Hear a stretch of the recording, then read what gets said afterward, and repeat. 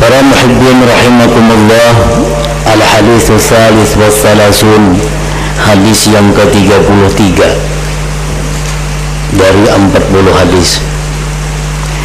An Ibnu Abbas radhiyallahu ta'ala anhuma anna Rasulullah sallallahu alaihi wasallam qala law yu'tan nasu bi dahwahum labja'a rijalun amwala qaumin wa dima'ahum lakinil bayyinatu 'ala al-mudda'i wal yaminu 'ala man ankar. Haditsun hasan rawahu al-Baihaqi wa ghairuhu hakadha wa ba'duhu bis sahihain. Dari Ibnu Abbas radhiyallahu ta'ala anhuma bahwa Rasulullah sallallahu alaihi wasallam bersabda, jikalau diberikan kepada manusia dengan pengakuan-pengakuan mereka, niscaya mengakui mereka laki-laki itu akan harta orang lain dan darah mereka, tetapi saksi diperlukan atas orang yang mengakui, sedangkan sumpah itu diperlukan atas orang yang mengingkari. Hadis hasan riwayat Baihaqi. Para muhibbin rahimakumullah, ini hadis menerangkan tentang bagaimana seorang hakim memutuskan satu perkara. Andai kata ada seseorang mengakui harta orang lain atau seumpama harta, bagaimana hakim mempertimbangkan dalam memutuskan tentang perkara yang dihadapi itu. Para muhibbin rahimakumullah, contohnya seseorang mengakui harta orang lain. Ujar si A, sepeda motor B ini tuh ampun kok. Ujar si A, sepeda motor nang dipakainya si B ini tuh ampun kok, kada ampunnya. Nah, ini si A nang mengakui, sedangkan B mengingkari. Ujar B ampun kok juga ini nang pakai ini. Nah, akhirnya berperkara. Bagaimana seorang hakim memutuskan siapa yang dimenangkan? Nah, Rasulullah sallallahu alaihi wasallam menjelaskan bahwa orang yang mengakui itu, si A tadi mengakui, itu bisa menang kalau dia ada mempunyai bayyinah, saksi-saksi.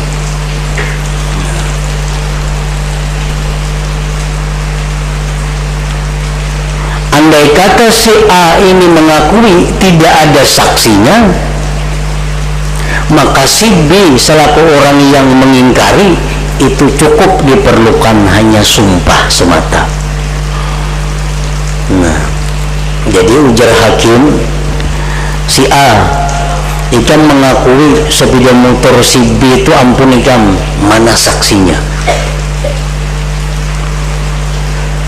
Ujar si A, ini saksinya lah, Pulan bin Pulan, sekurang-kurangnya 2 orang saksi. Ini saksi, ini mengetahui persis bahwa sepeda motor nang di B itu sepeda motor ulangnya minjam dan aja, meminjam. Ini di hadapan si Pulan bin Pulan, si B itu minjam sepeda motor ulang.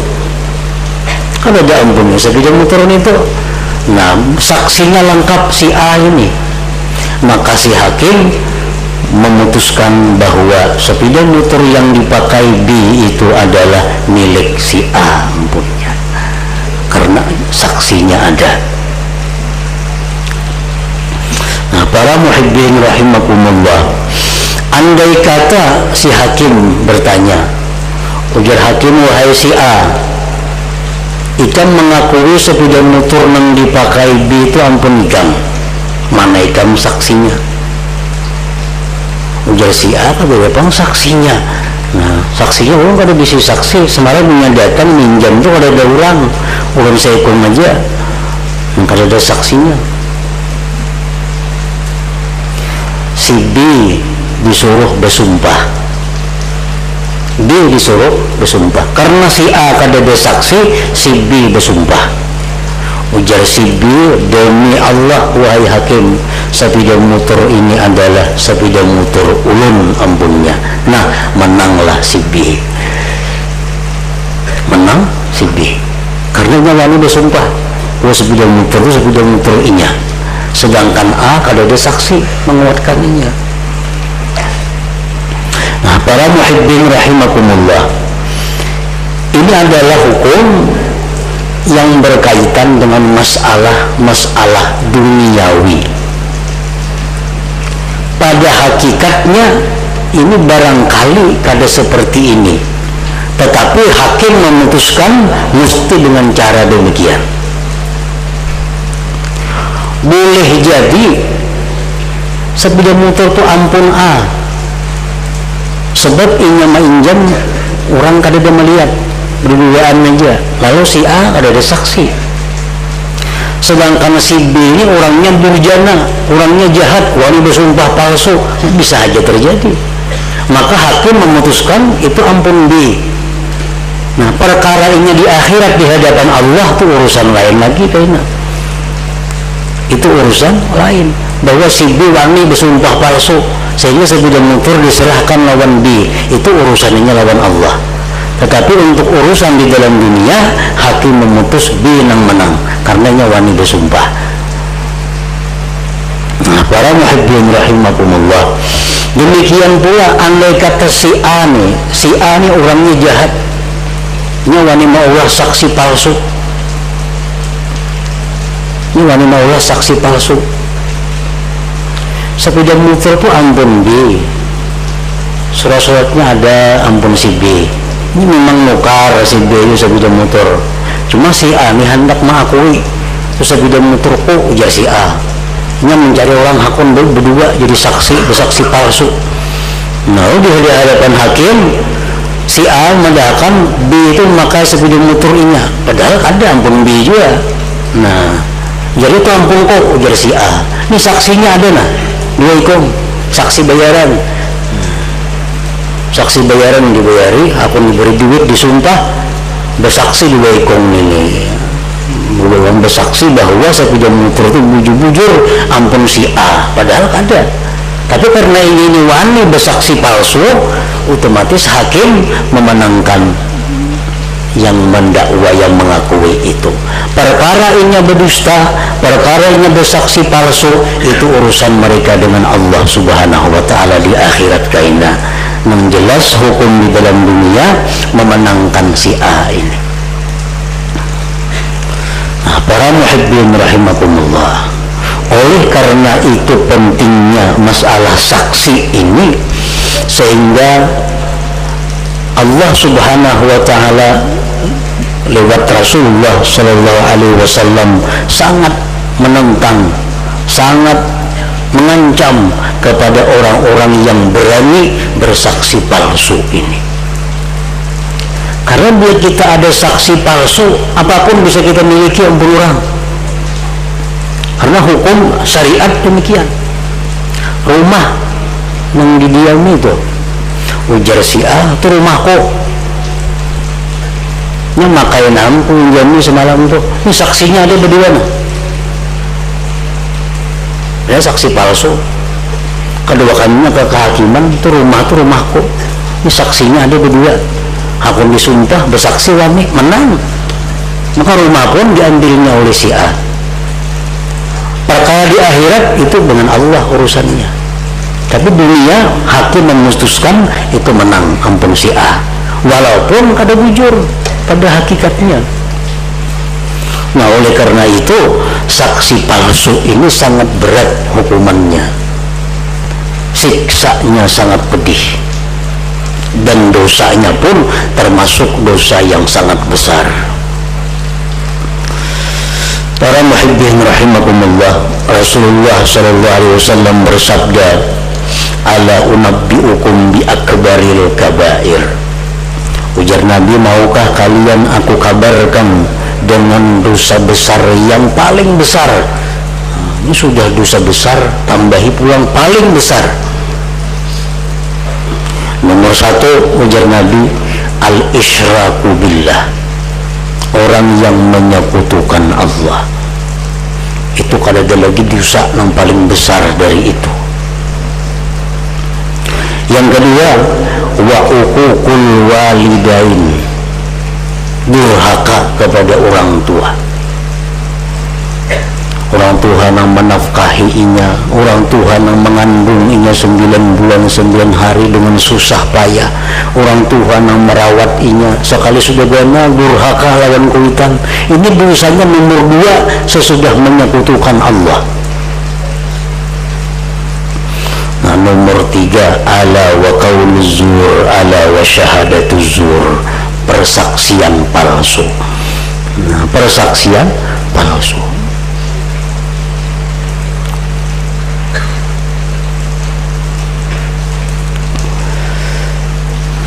Imam Az-Zahabi mengatakan, kenapa orang yang bersaksi palsu itu dosanya besar? Karena nang kalah bisa menang, nang manang bisa kalah. Orang menghitung suara pemilu aja, mensaksinya kada jujur, nang manang bisa kalah, nang kalah bisa menang. Batal aja, sah, padahal mestinya menentu. Menang sah padahalnya batal, karena kada katujung orangnya, buang, batal, buang, padahal sah aja. Nah, karena saksi palsu nang mestinya menang jadi kalah, nang kalah jadi menang. Jadi sangat berat hukumannya, dosanya orang yang berani melakukan persaksian palsu, persaksian bohong. Imam Zahabi mengatakan, orang yang bersaksi bohong itu dia melakukan berbagai macam dosa besar. Kada sebuting. Pertama, al-kadzib wal iftira, berdusta dan mengada-ada, bahkan bisa bersumpah. Kan saksi itu disumpah, bersaksi disumpah dengan jujur, dengan benar, nah, menerangkan apa yang dilihat, yang didengar, itu kan bersumpah jadi saksi. Ini dilanggarnya. 1. Yang kedua, orang yang jadi saksi ini zalaman ladzi syahidalahu bi ansaqa ilaihi malal haram. Orang yang jadi saksi palsu ini adalah menzalim orang yang dia menangkan. Orang yang bersaksi palsu menzalim kepada orang yang dia menangkan. Di mana menzalimnya? Dengan bahwa dia memberikan harta yang haram kepadanya atau ketidakbenaran kepadanya. Harta yang mestinya ampun orang, karena yang bersaksi palsu otomatis diambil. Nah, yang ketiga, orang yang bersaksi palsu ini menzalim kepada orang yang dia kalahkan. 3. Yang keempat, orang bersaksi palsu ini membolehkan sesuatu yang diharamkan Allah. Nah, jadi oleh karena banyaknya dosa besar orang yang bersaksi palsu, maka Rasulullah menyebutkan akbaril kabair, termasuk dosa yang sangat besar di antara dosa-dosa besar. Dan tobatnya pun berat orang saksi palsu. Pertama, minta ampun kepada Allah, minta ampun kepada orang-orang yang dia zalim, kepada orang-orang yang dia aniaya. Hanya tobatnya diris. Kalau kada macam itu, maka tobatnya kada akan diterima oleh Allah Subhanahu wa ta'ala. Para muhibbin rahimakumullah, cara seperti ini merupakan syariat peraturan yang diberikan Allah kepada Nabi kita, Nabi besar Muhammad sallallahu alaihi wasallam. Setiap orang yang mengakui itu diperlukan saksi. Orang yang bertahan itu cukup bersumpah. Di dalam kitab Al-Jawahirul Lu'lu'iyah disebutkan syariat nabi-nabi dahulu bagaimana memenangkan atau menyelesaikan orang berperkara seperti ini. Karena al-hukmu fi zamani Sayyidina Ibrahim alaihi salam bin nar fakana al-muhiqqu yudkhilu yadahu fiha fala tuhriquhu wal mubtil idza adkhala yadahu fiha ahraqathu.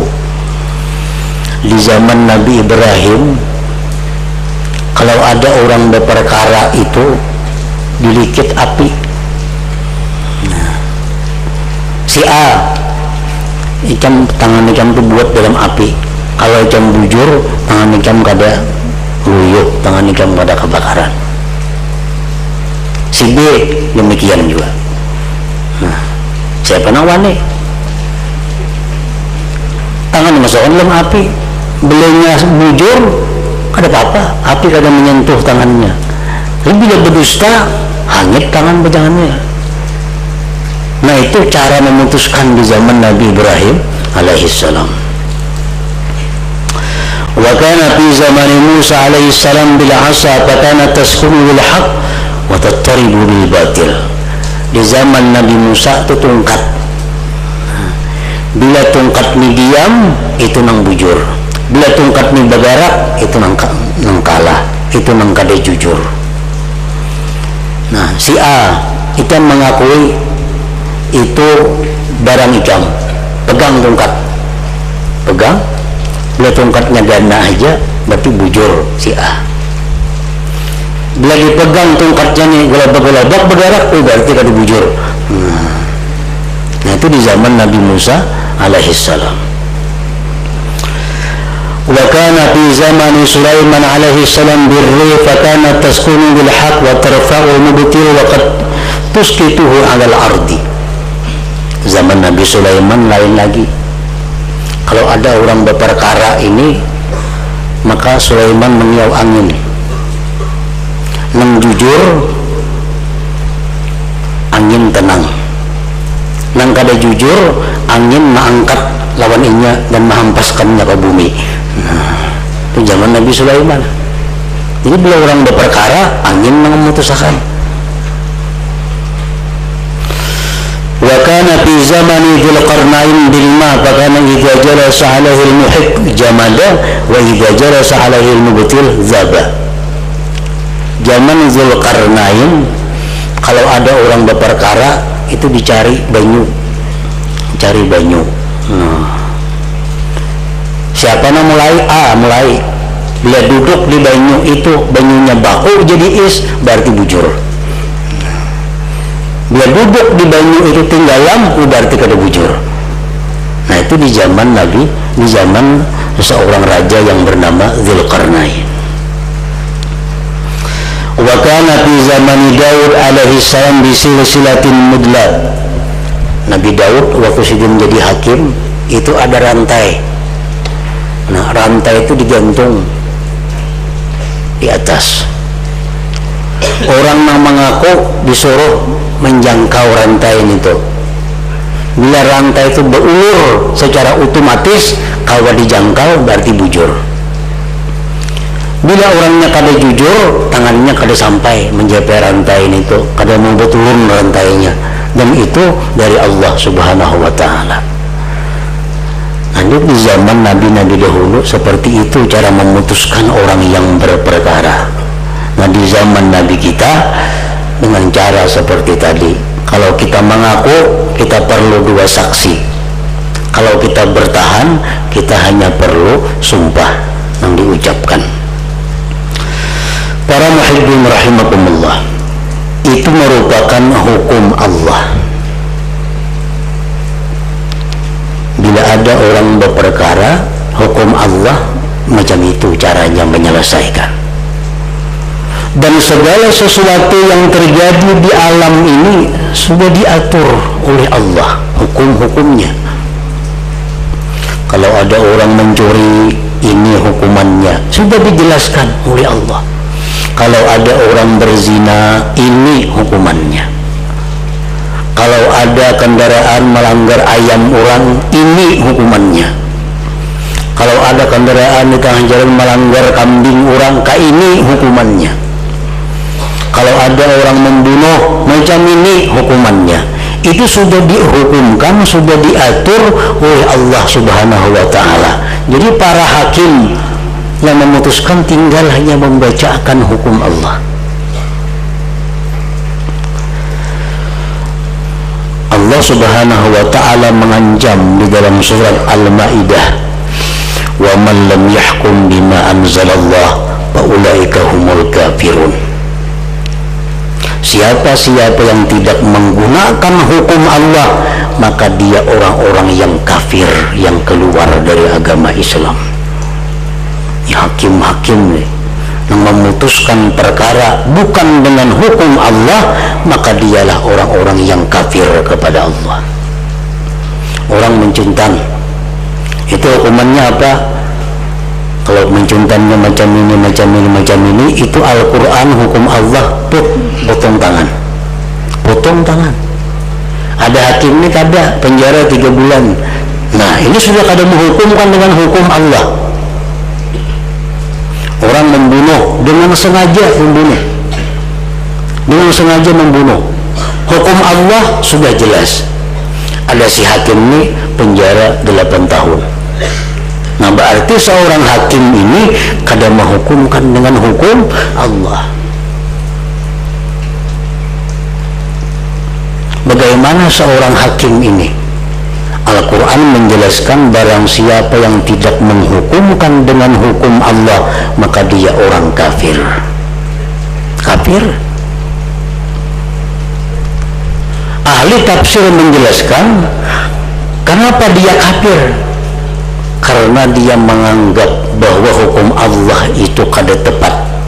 Yang tepat itu adalah hukum ini. Yang adil itu hukum ini, bukan hukum Allah. Nah, itu yang menyebabkan dia kafir.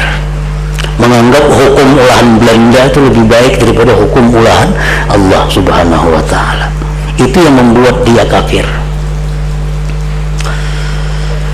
Nah, dalam ayat lain surat Maidah juga Allah berfirman, wa man lam yahkum bima anzalallah fa ulaika humuz zalimun. Siapa yang tidak menggunakan hukum Allah sebagai hukum, itu orang zalim. Nah, lain lagi lawan kafir tadi. Di ayat berikutnya, wa man lam yahkum bima anzalallah fa ulaika humuz zalimun. Siapa yang tidak menghukumkan dengan hukum Allah, dia zalim. Nah, ini seorang hakim yang mengakui bahwa sebenarnya hukumnya hukum Allah nang bujur.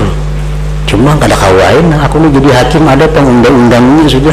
Nangka ini 3 bulan penjara, kayak ini 4 bulan penjara. Karena aku pakai hukum Allah, aku diambil orang jadi hakim. Padahal Tuhan nang bujurnya hukum Allah nang bujur. Nah, kalau dihukumkannya 3 bulan aja. Nah, ini paulaika humuz zalimun. Dia orang-orang yang zalim maknanya. Zalim itu mengakui kebenaran hukum Allah tapi kada wani menghukumkan. Yang pertama tadi kada mengakui kebenaran hukum Allah lalu jadi kafir.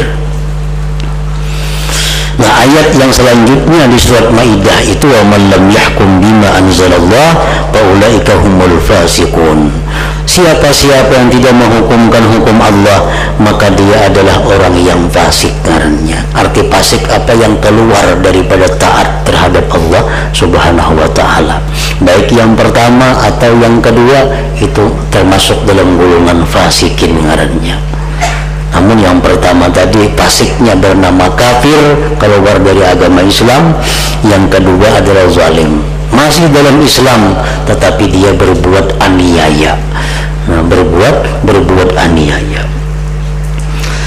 Para muhibbin rahimakumullah, demikian hukum telah diatur oleh Allah dan tidak ada perkara apapun yang tertinggal di dalam kitab Allah.